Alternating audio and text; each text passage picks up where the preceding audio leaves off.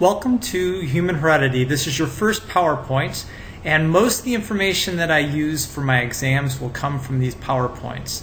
So you should read the textbook and also look at these PowerPoints and line the two of them up along with the learning objectives which are found in your unit schedule to help you study for your exams. The first chapter we're going to look at today is sort of understanding how we look at science. How do we study through experiments what life is? This first slide really goes over some immediate information for you about your syllabus. We'll go over this briefly on Friday the 20th in lab, but I wanted to indicate to you that there's a special attention that you should be paying, that you can only miss one lab all semester long. Our first lab will be one that I'll hand out, but all the other ones you'll actually have to print out, and those will be located online for you. My office hours are listed on the syllabus in Blackboard, and you should contact me if you need any questions at tpeters34@stlcc.edu. Lab is going to meet in Science South 106 on Fridays from 10 to 11:50 a.m. Please be on time. I will start right on time because I need to get through a lot of information. There will be 4 exams in this course and 1 comprehensive final. I'll discuss how the lab is laid out and also hand out a lab syllabus on the first Friday. A separate unit schedule for each of the 4 exams is loaded for week-to-week assignments, readings, and PowerPoints. You must turn in your assignments on time. This is not a self-paced course. Your turned-in assignments will include worksheets that I will have you email to me. And then I also have something called Learn Smarts, an online activity through your textbook. You purchased a link for this. The first 2 weeks you have the ability to either use that link that you may have purchased with your textbook already, or you'll get sign on as a guest for the first 2 weeks. These must be completed by all the dates and times that are located in your unit schedule. I will accept no late projects. First thing I want to talk about is what do we define biology as? Ology refers to study of, and bio refers to the study of life. And so when we look at biology, it's really the scientific study of life. And what is life? What is science? On the right side was a question that I posed to a class prior to your lecture. And I indicated to them I wanted them to come up with one word that they would say was, what is science? And you can see on the right side here, this is a word cloud. If a word is much larger, it means more people answered that word. You can see a lot of people had very different ideas of what science would be. Some were very deep in thought and said science is science, but science could be living things like trees or dinosaurs, or the looking at things that are left behind like fossils, looking at things like exploration. We're going to talk a little bit more about what biology and science are. Specifically, we're going to look in this semester at what genetics is. You can see on the right here, we're going to look at what a scientific study really pertains to. There's a series of steps that's involved in looking at any kind of scientific study. The first thing that we have to think about is whenever we want to answer any kind of questions in the natural world, we use the scientific method. It really is looking at what a cause and effect might be. If you do something, then something occurs. But how does that something occur? It also allows you to distinguish between things that are just happening on their own or things that happen because of a specific reason. There are 4 key steps to every scientific study. You must know these. It's a learning objective. These are observation, hypothesis, experiment, and evaluation. You can see the first thing that you might do is ask a question. This is seen on the flow chart on the right side. Your question might be, why is there frost on the window of my car? You might go online on a Google search and see that other people have already looked at what might happen with regards to that background research. These are both thinking about observations. The hypothesis is really an if-then statement that tries to look at if the temperature drops below 32 degrees, then frost will occur on my window. It's really sort of asking a question. You use the experiment then to set up a series of variables, which I'll get into a little bit more here in a few minutes, and you try to understand why does that frost occur. So you might use a closed box and change the temperature or change the amount of water in the container to determine how frost occurs.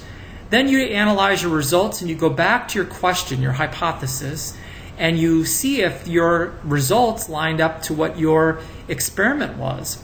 And then you determine not whether you have proven your hypothesis, but you see, do you support it?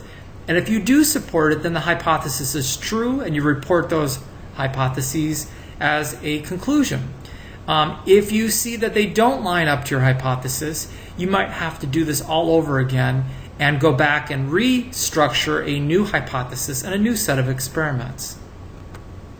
The scientific method is divided into those 4 parts. The first is observation. This is using your senses like vision or hearing or any kind of extension of your senses. It tells us what are interesting things, what are important or confusing. And often we do research to see what's already out there. We have to know what's already out there. It's not important sometimes for you to continue to grade or to put out things that are completely brand new. Sometimes we just want to sort of build on what's already out there. So your observation is your first. The third step is the hypothesis step, and this is really looking at statements, if-then statements, that really give you the best guess to the answer of your problem. These are really predictions of what you want to test in your experimental design. And the experimental design really looks at the third part, which is gathering reliable and repeatable information about what's going to happen based on your hypothesis. These experiments are designed with variables and controls, and they're designed to really look at just one change and the outcome, basically. We generate results in the form of tables, charts, even on graphs, and we try to use this to understand whether the hypothesis is supported by the experimental data. The last step is really evaluating that data and determining whether the hypothesis was supported by the experiment. For instance, do you accept or reject the hypothesis based on the results that you have? If they are results that match up with what you accept as your hypothesis, you accept the hypothesis, and then you might formulate new questions to ask. But you may have to go back to the drawing board if your results don't match up with what you predicted as your hypothesis. So let's look at a key experiment. This was Kettlewell's experiments looking at the turn of the century. And he looked at an observation, basically 2 moths, white moths, dark moths. And if you looked at a natural phenomenon, he saw a huge explosion of the dark moth population over the prior more plentiful light moths. And what you can see on the bottom are different colored tree barks. If you had a dark moth on a dark tree bark, they would actually blend in more. And the white moths would actually stick out more, right? And you can see on the right panel, this is a tree bark that actually has more whiteness in it. So the white moth is definitely going to blend in, whereas the dark moth sticks out here. And basically, he saw that by 1895, 98% of the moths were dark. So he wanted to ask a question. And his question was, if there was a hypothesis, he wanted to know whether the camouflage was protecting these moths from being picked off by birds. Now remember, hypotheses are not proven. They're either accepted or rejected. And Kettlewell basically put a dot of paint on each moth and looked at the polluted and unpolluted areas and then counted the total number of moths to see whether his experiment lined up for this. So his control for the hypothesis were moths that were not actually dotted on their wings. These were just natural moths in the area. And he basically looked at the following data. And I want you to look at the first line. These are clean trees, and he looked at light moths and dark moths that were captured off both of them. And he saw that there was about 13.7% light moths captured off clean trees. And he saw that the dark moths that were recaptured were much lower. Okay? These were trees that were darker, and it was harder for them to capture more of those dark moths because they couldn't find them as well in the bark. Now look at the second line. This is the one that's more interesting. You can see there's not much difference on polluted versus clean trees in the number of light moths that were recaptured. But these polluted trees, which were lighter colored, actually had many more dark moths that were recaptured because these polluted trees were whiter and it was much easier to pick those dark moths off. So this does seem to support the hypothesis that the large fluctuations in populations of moths that could be there are based on camouflage. But what are variables in these experiments that they set up? Well, we're going to talk about 3 different kinds of variables. The first one are called independent variables. I want you to think of these as things that you change or I change, independent variables. Okay? Those are the things you're changing in the experiment. The dependent variables are the ones that are resulting changes based on what you're looking at. So dependent variables are the things you're measuring in the experiment. Control variables are really everything that's kept the same. Okay? So let's use an example here of looking at how music might affect plant growth. And the question that we're going to ask, or our hypothesis, is how does the type of music affect plant growth? And we might look to see that the independent variable in this experiment are the things you're changing. The type of music, it might be rock versus classical music. And the actual height or the length of the plant might be the plant growth that you measure. That's your dependent variable. And your control variables might be that you use the same size plants, the same amount of light, you water them the same, they have the same amount of soil. Those are all control variables in your experiment. The second thing that we have to think about is looking at the sample size. How large of the experiment should you be setting up? So what if I told you that there were only 5 moths captured in Kettlewell's experiments that we looked at today? That's probably not enough for you to be convinced that the results were actually strong enough to make you feel like those are the right results. Okay? So ideally, we really want to have as many as we can to look at in our experiments. The sample size, which is usually denoted by small n equals, is basically going to look at how many are possible. So typically a sample, a smaller group, and you scale them up in your experiment. So the first set of experiments you might look at 15 or 20, and then you might look at slightly larger numbers in the second group, and then larger groups after that. So how big of a sample do we need for reliable and repeatable results? This differs based on the experiment, and you really have to look at these each time. One of the important things to think about when we look at sample size is what would you consider to be the right number for an experiment to be valid. So if I flipped a coin and I wanted to determine whether I got results being 50% of the time I got heads, if I only flipped that coin 5 times and recorded the percentage of heads, this might not be as effective or as well supported as doing this 50 times. So increasing the sample size really helps with giving you a better way to either accept or reject your hypothesis. Statistics and science are going to be plentiful this semester. We'll be looking at chi-square analysis a little bit later on in the semester, but they are basically objective ways that allow us to compare results and predictions. It really does get us away from just guesswork and trying to see relationships between 2 things that might be related. And really, most importantly, that larger sample size gives us more confidence. But we usually have to start with smaller sample sizes and build up to those larger sample sizes. In the next PowerPoint, we'll talk a little bit more about how clinical studies are set up with human studies. Now, are there absolute truths in science? Not really. Absolute truths are really difficult because there's a lot of error in the scientific method pathways. Okay? You can never account for all the control variables. So the key here is when we set up our experiments, we want to have 1 or maybe just a very few independent variables. We want to have 1 dependent variable, but those control variables are really hard to control for. Now the sampling and the statistics, not everyone can get every part of the statistics out for every experiment, so this makes it sometimes difficult. Things that might be more colorimetric. Pseudoscience is something that we'll be talking about in this week's lab. A scientific claim that lacks supporting evidence or that does not follow scientific theory. So for instance, if I had a false news type of a situation where somebody came on the news and said that eating lots and lots of fat might lower your risk for gaining weight or being obese, or some new medical procedure. Sometimes this doesn't follow a typical scientific process of asking a question, setting up an experiment, and getting the results, but it's kind of hard to figure out sometimes what pseudoscience is. We're going to spend time evaluating this a little bit more. We also have to think about some definitions. Facts or scientific facts are repeatable observations.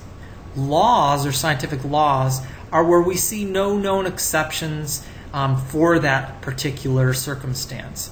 Now the ones in red here are very important. Scientific theory are testable and relatable, and they're findings that are strongly supported, such as the theory of evolution or the cell theory that we'll be talking about. These are strongly suggested to be ways to look at how things work. And we'll be spending a whole unit looking at the theory of evolution, Unit 4. Hypotheses, as I've indicated before, are educated guesses, or they allow us to make sort of an educated guess or a provisional guess at what's happening. And models are a way for scientists to sort of think about how things might actually work in a different way. To get into the genetics aspects, you can see the boy on the right has freckles and red hair and very light complexion. Now, looking at the way that this is passed on by his parents is actually looking at genetics, okay? But it's more than that. What in his cells is allowing him to have that coloration in his skin or in his hair, or to be so pale in complexion, okay? Now that being passed on is actually passed on through DNA, through something called genes that we'll talk more about in a second. Genetics is very different than genealogy. Genealogy is just studying how things are passed on from parents in the aspect that maybe you look at mom and dad and they both. Genes are looking at the small subunits of heredity or units of heredity that we'll be spending most of our semester looking at. They're really biochemical instructions that tell us how we make proteins. And these proteins are things that we're going to spend a lot of time looking at. Okay? Proteins are the key to why each of your cells are so different. It's how each of us is so different from one another. The genes are found in DNA, and we'll be spending a lot of time. DNA is really a short abbreviation for deoxyribonucleic acid, a type of chemical or a biochemical that's found inside of our cells, specifically in the nucleus mostly, and it's found in different forms. We're going to be talking a little bit about that. Now, the way that we see those traits that we just saw in that young boy with red hair and pale complexion and freckles is that there are genes that code in this biochemistry. And we are affected by the environment that's around us, the amount of sun that we're exposed to, or the types of foods that we eat. And these can actually affect how well that DNA makes those proteins or doesn't make those proteins. Now, the genome is really all of the genetic instructions, all of the DNA, all those genes that are found inside of one organism. For instance, the Human Genome Project looks at all of the genes or the genetic instructions that are inside one human. And we might compare those between different humans or between normal cells and cancer cells. And these are all ways that we look at genomics, which we'll talk about later on. Now, this includes all of the genes that we'll talk about that code for proteins. And then there's other sequences called non-coding sequences that are found on DNA, and we'll talk more about those very soon. Genomics, as I indicated, is really that field that analyzes and compares genomes of different species, or sometimes looking at cells that might have different genomes within the same species. This is looking at a picture to give you an idea of where we would find different types of DNA. So let's look at DNA as a double helix that you can see right on the left side here in number 1. You can see the DNA is sort of set up, and that there are individual regions on the DNA that code, and those are called genes, and all this is found inside of a X-shaped green structure you see inside the nucleus of the cell, and this is called a chromosome. If you look on the right side, this is called a karyotype, Karyotype, and this is actually looking at 23 pairs of chromosomes that are found in each of your somatic cells. That means all of your major cells except for your egg or sperm have this sort of display of chromosomes, and each of those chromosomes is composed of many genes, and the chromosomes are actually what we see are the form of DNA. We'll spend a lot of time looking at these 23 pairs of chromosomes and how they work. The last thing I want to talk about is sort of the bioethics. This is how do we look at genetics and understand the more complex features of genetics. For instance, if we did an experiment where we took blood from an individual when they were born and we looked to see what kind of disease that they might have, do health companies have the ability to then use that to restrict them from certain healthcare coverage? Or can we increase the cost for which they might have to pay for their actual medical insurance? This is ethics because it's looking at concerns that might come from technologies, including genetic